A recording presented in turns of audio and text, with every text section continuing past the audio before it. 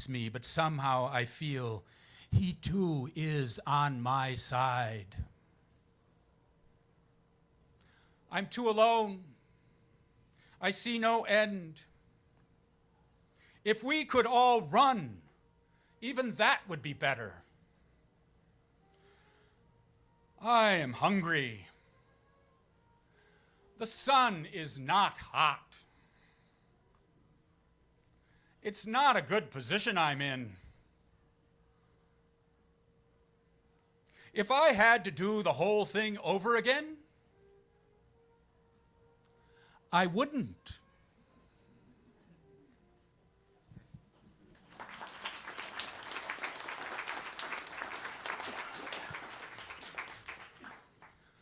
There's very few bits of it. Well, there's some.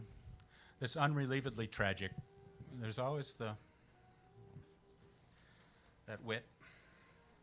And now I'm reading a bit from Jonathan Sisson, who's a poet who lives in Maine now, who studied with Berryman. And he says this before he's got a little song of his own that he writes.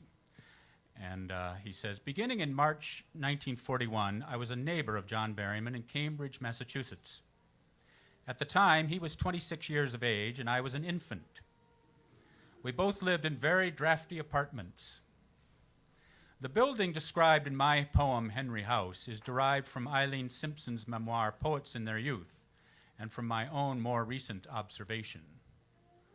I'm kind of assuming of the original building in Cambridge, but I don't know. Henry House by Sisson.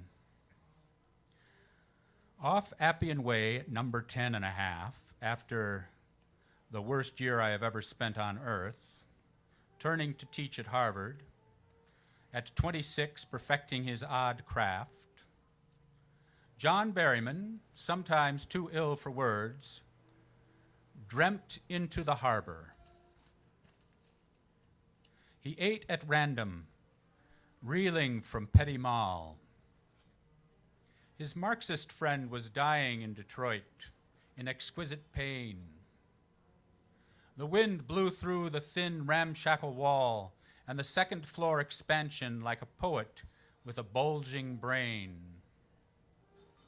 The flimsy roof leaking, lifted nearly slopeless, a window at a corner lacking a shutter, the stepchild's misery, a scribble of a house, askew and hopeless, brittle box, projecting room, the yawp and mutter of zany minstrelsy. It's from Jonathan Sisson. Thank you. I'll be back with one more dream song a little later. Thank you very much, Ben. Thank you. I am no longer your MC, I am a presenter, because it says remarks. I'm going to make I've got 3 little bits, it's not interminable, 3 little bits of remarks. Here's the first one, and it has to do with hearing him read for the first time. It wasn't until I heard John Berryman himself read from the Dream Songs in Iowa City in the spring of 1968, the first time I'd ever seen or heard him, that I began to feel the real power and energy of the poems. He read them from the center of a large stage to a large audience. He read them slowly, more slowly at times than I would have thought possible. But there were also variations within this slowness, sudden bursts and accelerations, sudden drastic increases in volume. And the poems came over to the audience with an extraordinary combination of authority and intimacy, a kind of lyrical power that I had not heard in spoken poetry before. It's a common thing to say that certain poets need to be read aloud, in fact, insist on it.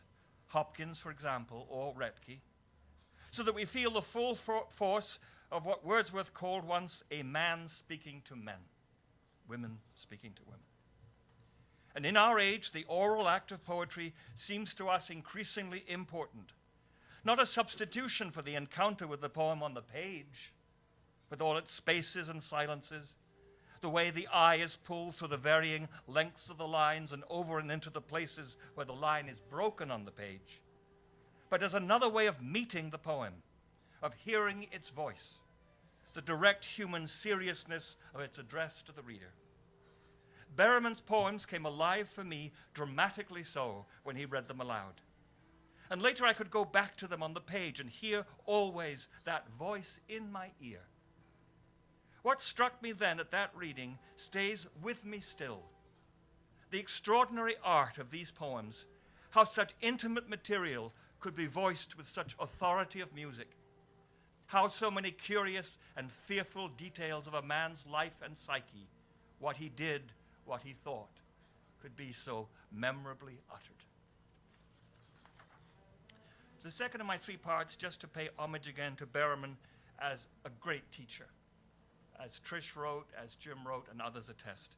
I found this once in the Alumni magazine and put it into my essay on Berryman. It's by an attorney in Minneapolis called Leonard Addington, and he wrote this. He was the greatest teacher I ever knew. He showed a lot of respect, even admiration for his students. He was very exciting, very intense, a lot of fun. He rarely spoke of his own work. Later, as I read some of his poetry, I saw the suffering and great unresolved grief of his life. He taught me to read the great poets as if they were writing for me personally. I will never forget him reading from Dante's Inferno, untranslated. His voice was shaking with emotion, and tears rolled down his cheeks. It seemed that before my eyes, one great poet was speaking to another. There was so much passion in his reading that it was startling. I've heard so many stories about his greatness as a teacher. The third part of my remarks is simply a poem that I'll read to you. John Berryman died, God rest his soul, on the 7th of January, 1972. This poem is called Owl. It's written to John Berryman, and it says this is my poem. On November the 30th, 1972, a great horned owl was seen high in a tree on the University of Minnesota campus between Walter Library and Johnston Hall. The owl stayed there all day. By the following morning, he was gone. He is there with his large eyes, high above us, who are never close. He will not say what it is he wants, but we are glad he is there, we without wings. There is nothing he need not do, and if he jumps, we need not fear for him. Those are my remarks. Thank you. Please welcome Michael Mann.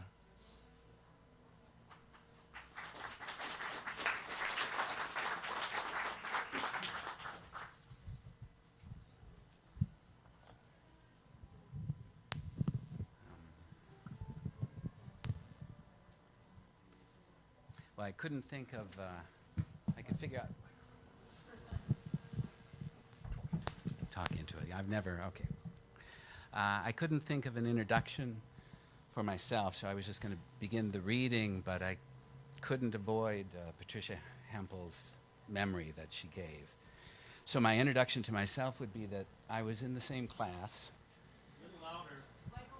Into the mic. Okay, into the mic. I was in the same class that same day, and after Patricia got to hear her poem read, or her autobiography read, John called out my name, and the same feeling rushed over me, at which point he said that he tried several times to read my autobiography, and he just couldn't, and after class, he would be happy to buy me some typewriter ribbon.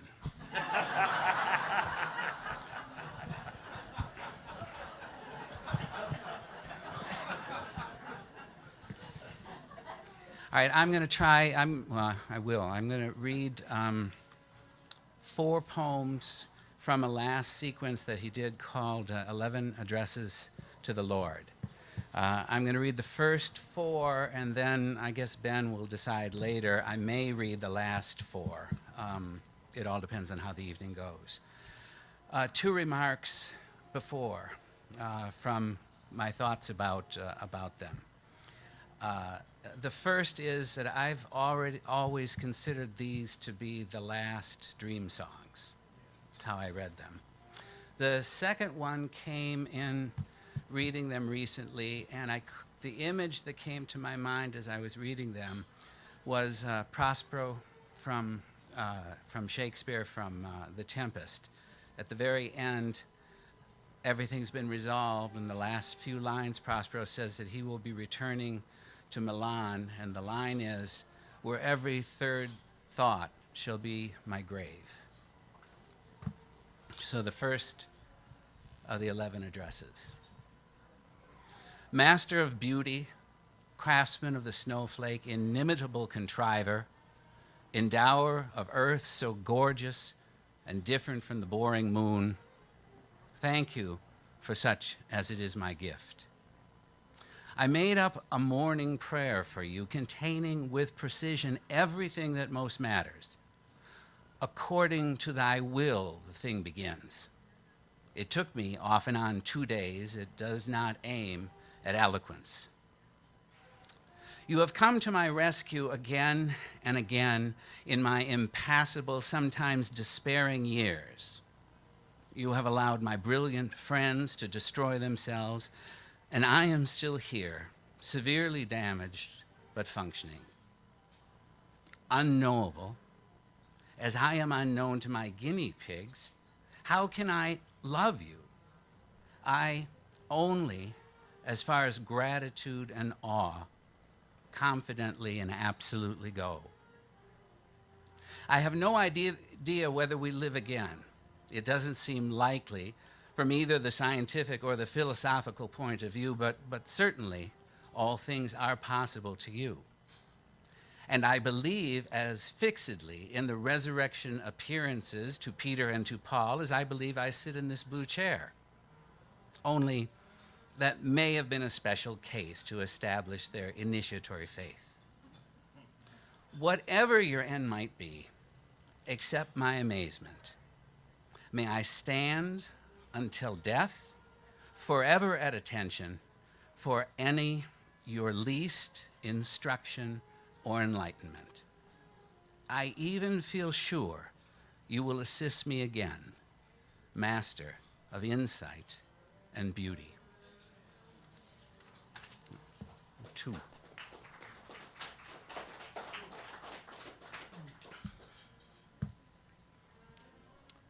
Holy, as I suppose I dare to call you, without pretending to know anything about you, but infinite capacity everywhere and always, and in particular, certain goodness to me. Yours is the crumpling to my sister-in-law terrifying thunder. Yours the candelabra buds sticky in spring, Christ's mercy, the gloomy wisdom of godless Freud. Yours the lost souls in ill-attended wards, those agonized through the world at this instant of time, all evil men, Belsen, Omaha Beach, incomprehensible to man, your ways. Maybe the devil, after all, exists. I don't try to reconcile anything, said the poet at 80. This is a damn strange world. Man is ruining the pleasant earth and man. What at last, my Lord, will you allow? Postpone till after my children's deaths your doom, if it be thy ineffable, inevitable will. I say, thy kingdom come, it means nothing to me. Hast thou prepared astonishments for man, one sudden coming? Many so believe, so not. Without knowing anything, do I.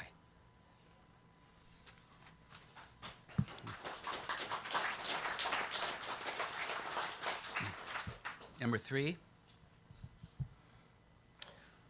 sole watchman of the flying stars, guard me against my flicker of impulse lust. Teach me to see them as sisters and daughters. Sustain my grand endeavors, husbandship and crafting. Forsake me not when wild hours come. Grant me sleep nightly. Grace soften my dreams. Achieve in me patience till the thing be done. A careful view of my achievement come. Make me from time to time the gift of the shoulder. When all hurt nerves whine, shut away the whiskey. Empty my heart toward thee. Let me pace without fear the common path of death. Cross am I sometimes with my little daughter, fill her eyes with tears. Forgive me, Lord. Unite my various soul, sole watchman of the wide and single stars. And the last one of this set's number 4. If I say thy name, art thou there? It may be so. Thou art not absent-minded as I am. I am so much so I had to give up driving. You attend, I feel, to the matters of man. Across the ages, certain blessings swarm. Horrors accumulate, the best men fail. Socrates, Lincoln, Christ mysterious. Who can search thee out, except Isaiah and Pascal who saw? I dare not ask for vision, though a piece of it at last in crisis was vouchsafed me. I altered then for good to become yours. Caretaker, take care, for we run in straits daily